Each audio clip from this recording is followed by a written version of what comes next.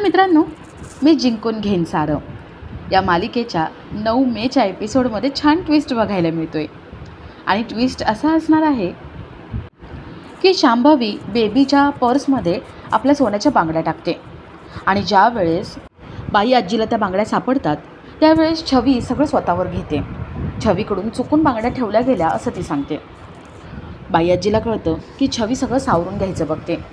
बाई आजी छवीला बाहेर पाठवून देते आणि बेबीशी ती एकट्यात बोलते. त्यावेळेस तिला कळतं की शांभवीवर बेबीचा खूप राग आहे आणि त्यामुळेच बेबीने असं केलं असेल. थोड्या वेळाने बेबीला घेऊन बाई आजी बाहेर येते आणि सगळ्यांसमोर बेबीला म्हणते, बेबी आत्ताच्या आत्ता शांभवीची माफी माग. बेबी सगळ्यांसमोर हात जोडून शांभवीची माफी मागते. तर रात्री वत्सला आणि बाई आजी दोघी बोलत असतात.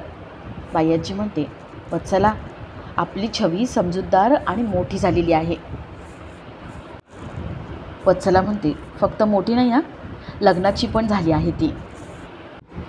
बाई आजी म्हणते, आपली छवी ज्या घरात सून म्हणून जाईल ना त्या घराचं भाग्य उजळेल. तर इथे अनिकेत छवीला बाजूला घेऊन येतो. अनिकेत छवीला म्हणतो, छवी तुझ्या मनात असो किंवा नसो पण एक गोष्ट मी ठरवली आहे. छवी विचारते, काय? अनिकेत म्हणतो, काहीही झालं ना तरी या जगात तुला माझ्यापासून सुटका नाही. मी तुझ्यासोबत कायम असेल. छवी अनिकेतच्या या स्वभावाच्या प्रेमात पडत असते. अनिकेत काय बोलतोय, कसं बोलतोय हे तिला खूप आवडत असतं.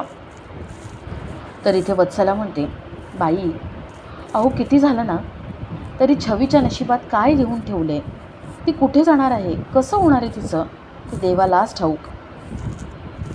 मला छवीची खूप काळजी वाटते. बाई आजी म्हणते, कशाला काळजी करतेस? अगं आपल्या छवीचं जे होईल ना ते चांगलंच होईल. अगदी तिला तिच्या मनासारखा जोडीदार मिळेल. माझी देवाकडे एकच प्रार्थना आहे, सगळं तिचं चांगलं होऊ देत. आता बाई आजी जेव्हा अनिकेत छवी यांना एकत्र बघेल त्यावेळेस त्या दोघांच्या लग्नाचा विचार कसा करते आणि अनिकेत छवी एकमेकांच्या प्रेमात कसे पडत आहेत हे बघणंही तेवढंच इंटरेस्टिंग असेल.